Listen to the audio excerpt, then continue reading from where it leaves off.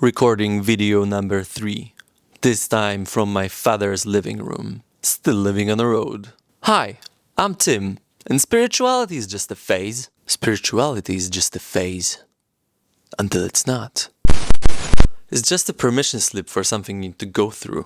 A way for you to understand something you need to understand. Or something you internally decided that's bigger than you and somehow you have to obey it by its rules. This is irony, of course.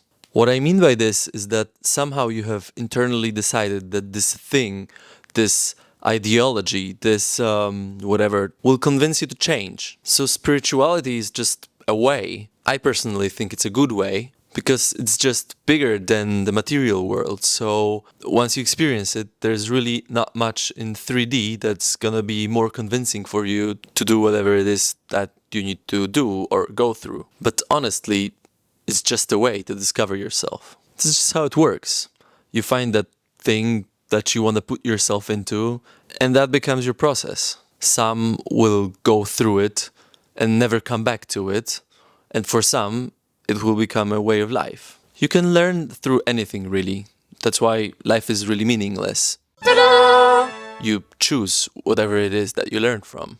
It can be through your relationship, it can be through your friends or your family, or your personal experiences, or your travel, or anything really. Look, let's say you need to learn humility. Through spirituality, you're most likely to experience something like you've deepened the knowledge of yourself, you've deepened the understanding of life, world, or whatever it is, and you want to do something with that skill. You want to share it. You want to use that skill, that special skill of yours that you've just discovered. Who's the boss? But whenever you try to use it, whenever you go out to the outside world and try to sell your skill, somehow it doesn't work. Or maybe you get burned out like right away or something.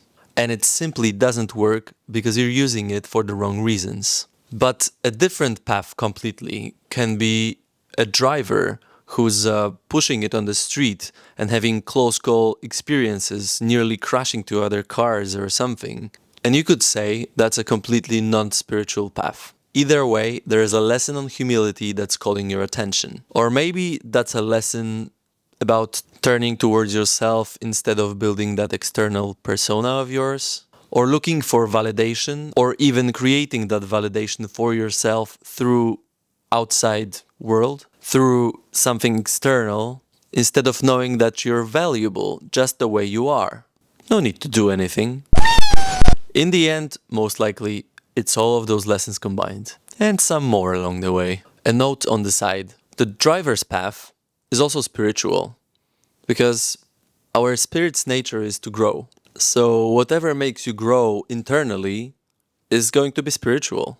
Now, I'm not saying that spirituality can't stay with you for longer. It may. I'm just pointing out that the whole idea of life is to be yourself. And the more honest, fuller version of yourself you can be, the more aligned you are. The better life you will be experiencing for yourself. Because you will be simply following your path. Again, forget all the rules that you've learned from your parents, jobs, schools, from society in general.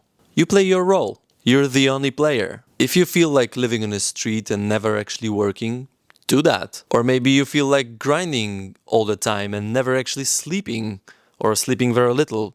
Do that as well if that feels like you. Maybe that's exactly where you will feel the best. No one can know what's the best for you except for you. Like, really, sit with it. Just pause this video for a second and sit with it.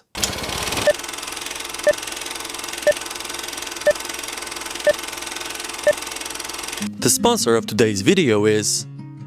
Wait, there's no sponsor. Well, you can support me if you want. I've just created a Patreon account where you can become my subscriber. And if you do, you'll get access to all the graphics that I post in these videos and a custom wallpaper for every week with a question of the week. So you can keep it in front of you and have the question with you at all times. Now back to the video. You are the only one who knows what's best for you. The only one. Also, whatever is best for you today may not be the best for you tomorrow, or even not in 1 hour, or 1 minute, or 10 seconds. So don't ever chase anything that's been something you wanted 10 minutes ago, if that's not how you feel now. Hold on, That's actually a different video.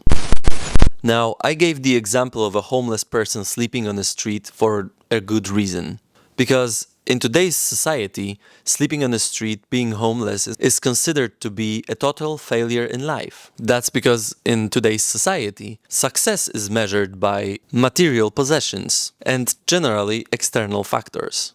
Think for a second. How likable is that person who's homeless? How many friends does he have? You wanna have friends, don't you? Whenever you think about being homeless in life, you really think about all the things that you wouldn't have. And that may feel scary at this point of life. But the thing is, whatever you feel adds value to your life, that's anywhere outside of you, will eventually have to die on the path towards yourself. That may not be today, that may not be tomorrow, that may not be even in this lifetime, but eventually... Now, I'm not saying you will have to give everything away or lose it. Don't worry. It's just understanding that the real value is...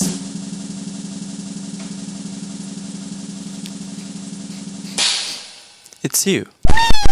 Now, my friend, the real question is, why do you think you need this or that item? Or why do you think that any situation has to be resolved in a way that you see it fit in order to be happy? I'm leaving you with a sentence that I once heard that lives in my heart every day, and sometimes is a pain in the ass, but is truly a direct path to freedom.